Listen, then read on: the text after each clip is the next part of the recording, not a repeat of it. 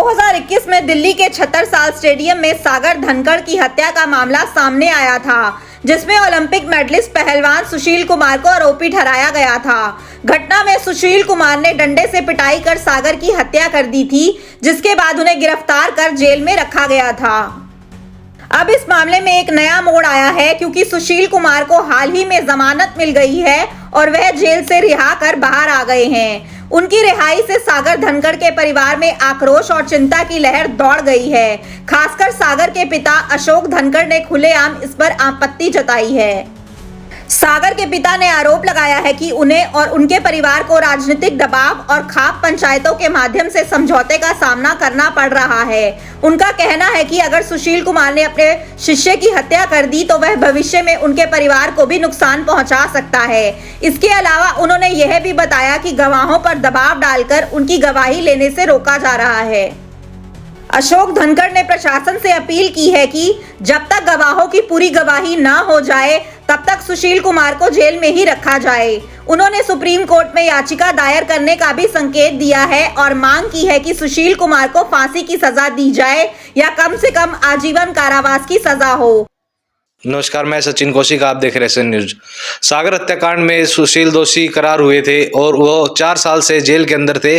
अब उनकी जमानत हुई है, तो उनके जो सागर धनखड़ है उनके परिवार का कहना है कि वो जो है गवाहों को तोड़ रहे हैं, और दूसरा इनके ऊपर भी खतरा मंडरा रहा है कि कहीं वो इन पर भी कोई वारदात को अंजाम ना दे दे। तो इनसे जान लेते हैं कि क्या इनकी आगाम की कार्रवाई होगी, ये क्या आगे की कार्रवाई करना चाहते हैं। भाई इसमें नो है, इसके खिलाफ मैं कल सुप्रीम कोर्ट में याचिका दायर करूंगा, क्योंकि इसमें मेरे ऊपर भी प्रेशर है। गवाह पर तो प्रेशर डलवा के इसने सारे गवाह हॉस्टाइल करवा दिए।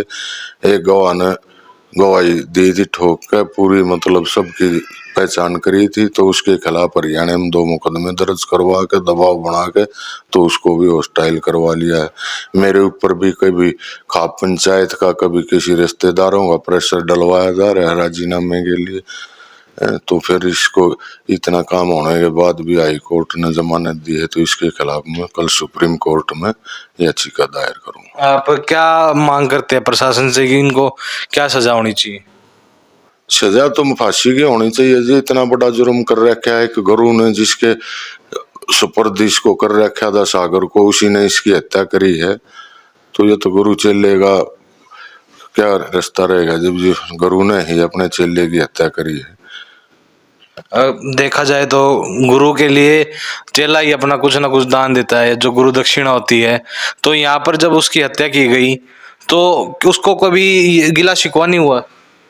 गिला शिकवा होता तो फिर ये ऐसा काम करता ही नहीं। ये जब बाहर के 20 गुंडे बुला के जब इसने ये काम करा है, अगर इसका कोई सागर के भी कोई दोस्त था इसमें तो उसके सुपर्द कर रखा था। उसके माँ बाप को बताओ भाई, मेरी नॉलेज में लाता भाई ये तेरा लड़का मेरा कहना नहीं मान रहा है, इसको ले जाओ। तो ये इतना बड़ा कांड करने से पहले तो परिवार को बताना था भाई ये लड़का तेरा गलत चल रहा है या ठीक कर। तो 9 साल से उसी के अंडर रह रहा था, उसी के वहाँ देख रेख में प्रैक्टिस कर रहा था। जैसे सुशील तो ओलंपिक भी खेल के आ चुका था, और क्या सागर की भी कोई तैयारी थी? सागर के भी 8-10 मेडल हैं इसमें। नेशनल के 2 बार खेल के आ रहा है। एक बार वर्ल्ड रेसलिंग के लिए फिनलैंड, एक बार एशियन चैंपियनशिप के लिए ताइवान। तो अब जो जमानत पे सुशील बाहर आया है, उसने जो अभी अंदर जो चार कार्रवाई हुई है कि 50,000 रुपये भरकर उसको बाहर जमानत दे दी गई है। अगर जमानत के बाद किसी प्रकार का कोई आपको खतरा महसूस हो रहा है?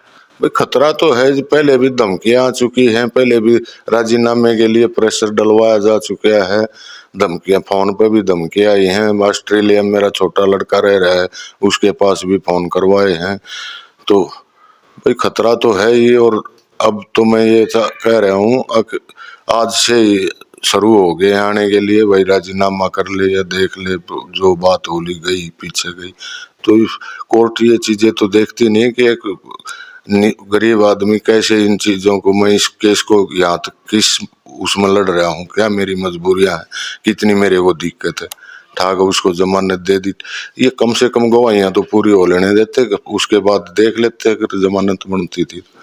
तो जब आपके पास अभी जो फोन आने लगे वो क्या किस किस प्रकार के फोन आ रहे हैं? पॉलिटिकल आ रहे हैं या कोई किसी गुंडे के आ रहे हैं या किसी गैंगस्टर के आ रहे हैं?